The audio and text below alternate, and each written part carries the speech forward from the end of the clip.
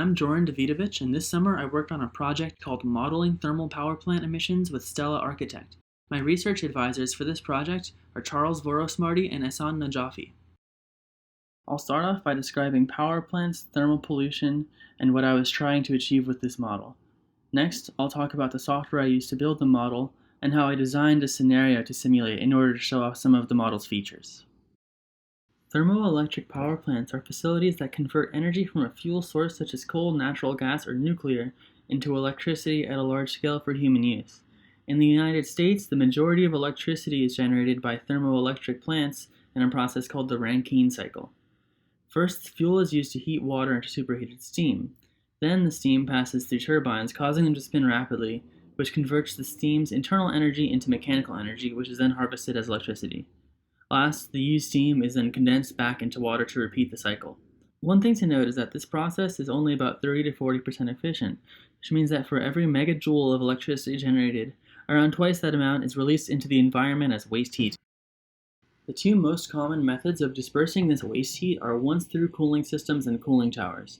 With once-through cooling, the heat is transferred directly into a nearby river, causing the water to become warmer.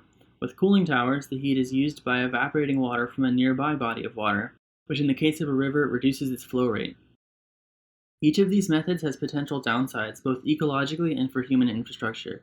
For example, hot water from once-through systems can harm local wildlife populations and reduce biodiversity. It can also cause other power plants downstream to run less efficiently, increasing their operating costs and their thermal pollution rates. Water consumption from cooling towers can dry up aquatic habitats and reduce water availability for other important human activities such as irrigation. The goal is to create an easy-to-understand model that simulates the flow of energy from thermoelectric power plants, as well as how plant operations affect other power plants downstream and the river itself. In order to achieve this, I've created a stripped-down version of an existing model called Thermoelectric Power and Thermal Pollution Model, or TP2M for short, created by Ariel Miara and Charles Vorosmarty, that thoroughly simulates these interactions on a larger scale. So on the bottom right is a screenshot of the software I used to create the model called Stella Architect. As you can see, it has a very intuitive interface.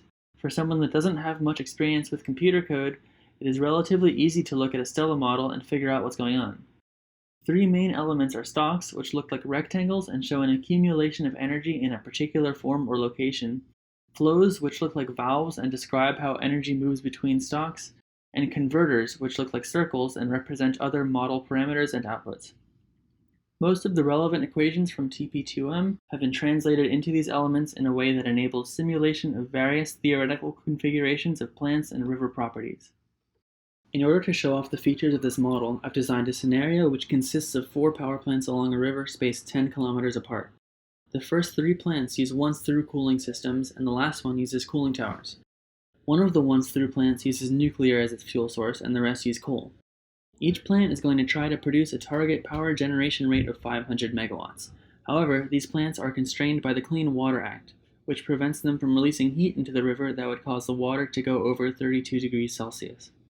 The river has a fairly warm initial temperature of 27 degrees Celsius and an initial flow rate of 80 cubic meters per second. This is a screenshot of the first 2 power plants in the scenario as they are represented in Stella. Each boxed-off sector represents an individual power plant. The black circles are the input parameters, the colored circles are results, and the arrows show the dependencies between them. For example, the arrow crossing diagonally between the 2 sectors shows that river temperature at inlet 2 depends on river temperature at outlet 1. Now we'll take a look at what happens when we simulate this scenario. First, if you look at the water flow rates as the river passes through each plant, you'll notice that the once-through plants don't have any effect on the flow rate, but that the last plant, which uses cooling towers, consumes about half a cubic meter of water per second. Next, we'll look at the river temperature as it passes each plant. Notice how for each of the once-through plants, the water temperature increases up to a limit of 32 degrees, but for the cooling tower plant, the temperature actually decreases slightly. Each of these plants has an optimal thermal efficiency, which is, under ideal conditions, the ratio of electricity generated per unit of fuel energy used up. Notice how the optimal efficiency is lower for the nuclear-powered plant than for the coal-powered plants. In each case, the plant will operate at the ideal efficiency as long as the input river temperature is at or below 22 degrees, but will suffer increasing efficiency losses the hotter the river temperature is.